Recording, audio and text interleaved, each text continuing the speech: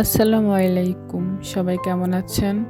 আশা করি সবাই ভালো আছেন। তো বরাবরের মতো নিয়ে আসলাম আরেকটা নতুন রেসিপি ভিডিও। তো আজকে বাসায় কাচ্চি রান্না করেছি।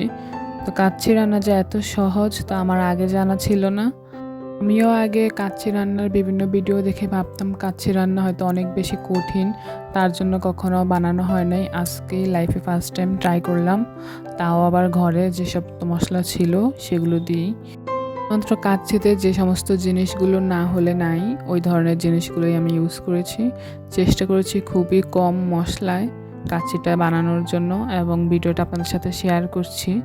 তো দেখে আপনারা বুঝতে পারবেন প্রথমবার রান্না করেও এত কম মশলা দিয়েও রান্না করেছি।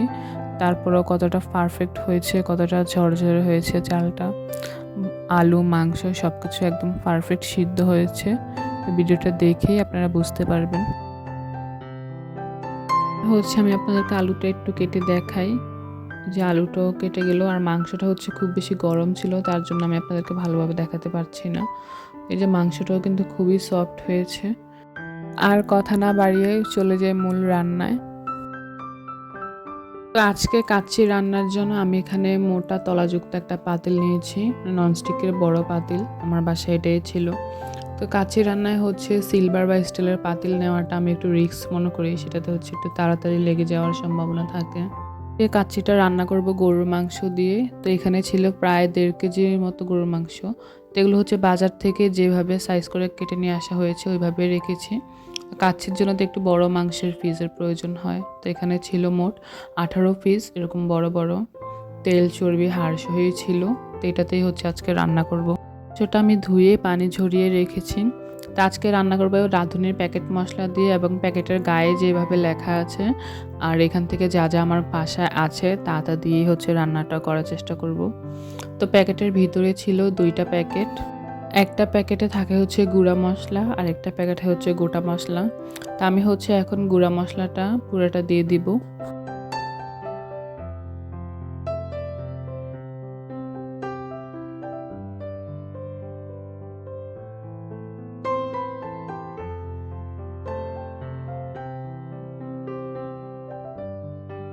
এখন দিয়ে দেব 1/3 কাপ টক দই, সাথে 1 টেবিল স্পুন আদা বাটা আর 1 টেবিল স্পুন রসুন বাটা, 1/2 টেবিল স্পুন সয়া সস, বাসার রেগুলার ইউজ করা চামচে 2 চামচের একটু বেশি পরিমাণ ঘি দিয়ে দিলাম। আর দেব পরিমাণ মতো লবণ। তো আমি এখানে লবণটা 2 চামচ দিলাম। তো এখন দেব পেঁয়াজ বেরেস্তা। তো এখানে আমি প্রায় 5-6টা পেঁয়াজ কেটে তেলে ভেজে বেরেস্তা করে রেখেছি রান্নার আগে।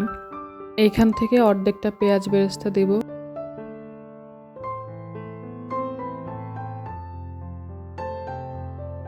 এখন দিয়ে দেব একটু তেল। এই তেলটা পেঁয়াজ বেরেস্তা করেছিলাম আর কয়েকটা আলু ভেজে নিয়েছিলাম সেই তেল। তো এটা দিয়ে এখন সবকিছু খুব ভালো করে মাখিয়ে নেব। এখন দিয়ে দিচ্ছি মরিচের গুঁড়া। এটা আসলে আমার প্রথমে দেওয়ার কথা মনে ছিল না, তা এখন মনে পড়লো তাই দিয়ে দিলাম। এটা দিয়ে এখন ভালো করে মিক্স করে নেব। সব কিছু আমার ভালো করে মিক্স করা শেষ। এখন হাতে যে মশলাটা আছে মশলাটা ধুয়ে একটু পানি দিয়ে দিব। আর আমি একটু সব কিছু দেওয়ার আগে একবার একটু রান্না করে নিচ্ছি।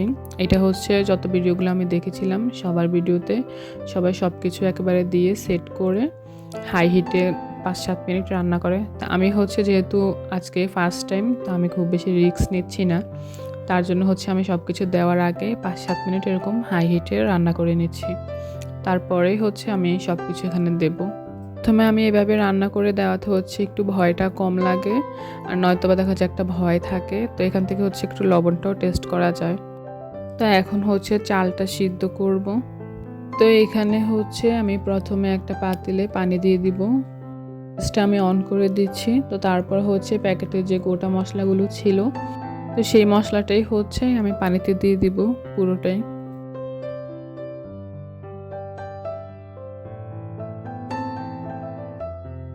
এখন দিয়ে দিব লবণ। লবণটা একটু বেশি পরিমাণে দিব যেন পানিটা একটু লবণাক্ত থাকে বেশি।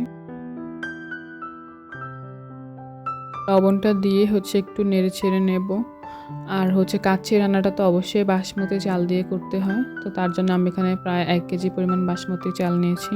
তো এটাকে হচ্ছে ধুয়ে আমি 10 মিনিট ভিজিয়ে রেখেছি। তো পানিটা হচ্ছে গরম হয়ে গিয়েছে, এখন হচ্ছে চালটা থেকে পানিটা একটু ঝরিয়ে সে চালগুলো এখানে দিয়ে দিয়েছি। দিয়ে হচ্ছে একটু সাথে সাথে নেড়ে চেড়ে নিতে হবে, নয়তো লেগে যাওয়ার সম্ভাবনা থাকে। এখন দিচ্ছি একটু তেল, যাতে একটা চালের সাথে আরেকটা চাল লেগে না যায়।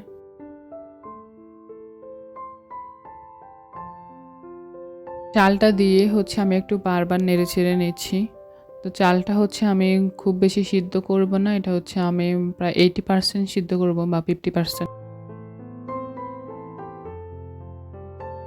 একটু চেক করে নিচ্ছি চালটা কিরকম সিদ্ধ হলো। চালটা হচ্ছে উপর চাপ দিলে উপর থেকে নরম হয়ে ভিতরে যাবে, কিন্তু ভিতরে একটা শক্ত শাঁস থাকবে।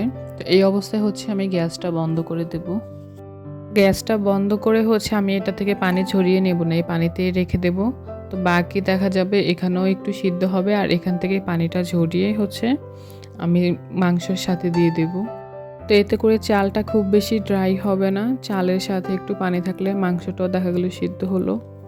এই কাজগুলো কিন্তু আমি যখন চালটা সিদ্ধ হতে দিয়েছি তখন করেছি। এখানে হচ্ছে আমি 1 মগ দুধ গলিয়ে নিচ্ছি গুঁড়া দুধ দিয়ে। তো সেখান থেকে হাফ কাপ হচ্ছে আলাদা করব, সেটার সাথে আমি 2 টেবিল চামচ হলুদের গুঁড়া দিয়ে সেটাকে হচ্ছে একটা কালার বানিয়ে নেব। আমি এখানে হচ্ছে কোনো প্রকার ফুড কালার ইউজ করিনি। এটা হচ্ছে আমার বাসায় আমি বললাম না যা মশলা ছিল, বিশেষ করে কাচ্চি রান্নাতে তো খুব বেশি মশলার প্রয়োজন হয়। তো আমার হাতের কাছে যা ছিল, যেগুলো ছাড়া একদম চলেই না, সেগুলো দিয়ে হচ্ছে রান্নাটা করছি। মানে দুধের সাথে হচ্ছে আমি 1 চামচ ঘি দিয়ে দিলাম, তার সাথে হলুদ গুলানো পানিটার সাথেও হচ্ছে একটু ঘি দেবো, যাতে করে ফ্লেভারটা ভালো আসে। তো তার সাথে হচ্ছে এখানে যে বেরেস্তাগুলো বানিয়েছিলাম সেখানে অর্ধেকটা তো ইয়েতে দিয়ে দিয়েছি, বাকি অর্ধেকটা হচ্ছে চিনি মাখিয়ে এখানে রেডি করছি, যেটা এখন হচ্ছে আমার লাগবে। এখন হচ্ছে কাচ্চিটা ডেকোরেশন করে বসিয়ে দেওয়ার পালা। তা আমি হচ্ছে এখানে আগে থেকে ভেজে রাখা কিছু আলু, তো সেগুলো হচ্ছে বিছিয়ে দিচ্ছি। এটা হচ্ছে আমি একটু লবণ আর একটু হলুদ মেখে ভেজে নিয়েছি। তো এখানে হচ্ছে এখন বেরেস্তার সাথে চিনি মাখানো যেটা ছিল সেখান থেকে কিছুটা এখানে দেব, আর কিছুটা দেব চালের উপরে। এখন দিয়ে দিব একটু গুঁড়া দুধ। আসলে গুঁড়া দুধ, চিনি এগুলা কিন্তু বিরিয়ানিটাকে মিষ্টি করবে না, বিরিয়ানির যে মশলার ঝালটা থাকে সেটাকে ব্যালেন্স করবে। তো তার সাথে দিচ্ছি এখন কেওড়া জল। জলটা হচ্ছে কাচ্চি বিরিয়ানিতে লাগেই, তো সেটা হচ্ছে অনেক বেশি ফ্লেভার দেয়। তো এখন দিয়ে দিচ্ছি কিছু গোটা কাঁচামরিচ, এটা হচ্ছে ফ্লেভারের জন্য, ভেঙে দিলাম না আর। এখন হচ্ছে এরকমভাবে বাকি চালগুলো হচ্ছে বিছিয়ে দেবো পানিটা ঝরিয়ে। চাল বিছিয়ে দিয়ে আমি হচ্ছে এখানে একটু একটা কাঠির সাহায্যে একটু 4টা ছিদ্র করে নিচ্ছি, যাতে করে আমি এখানে যে দুধ ঘি দেব এগুলো যেন একদম লাস্ট পর্যন্ত যায়। এখন দেব হচ্ছে দুধ আর ঘি, যে এটা ছিল মিশিয়ে নিয়েছি, সেটা হচ্ছে চামচ দিয়ে একটু নাড়াচাড়া দিয়ে সেটা এখন দিয়ে দিব।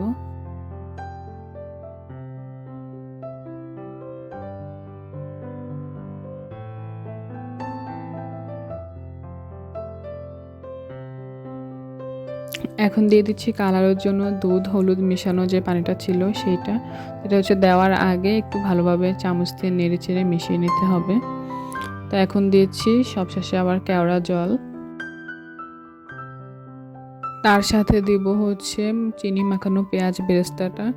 তো আমি আর এখানে আজকে রান্নায় কোনো প্রকার বাদাম কোনো কিছু ইউজ করিনি, আমার বাসায় ছিল না, তো আমি আর বাহির থেকে কিনে নিয়ে আসিনি।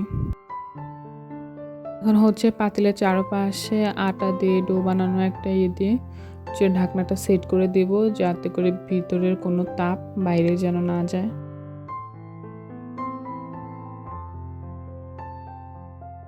ঢাকনাটা ভালো করে সেট করে এখন হচ্ছে একটা তাওয়া বসিয়ে সে তাওয়ার উপরে পাতিলটা দিয়ে হচ্ছে বসিয়ে দেব।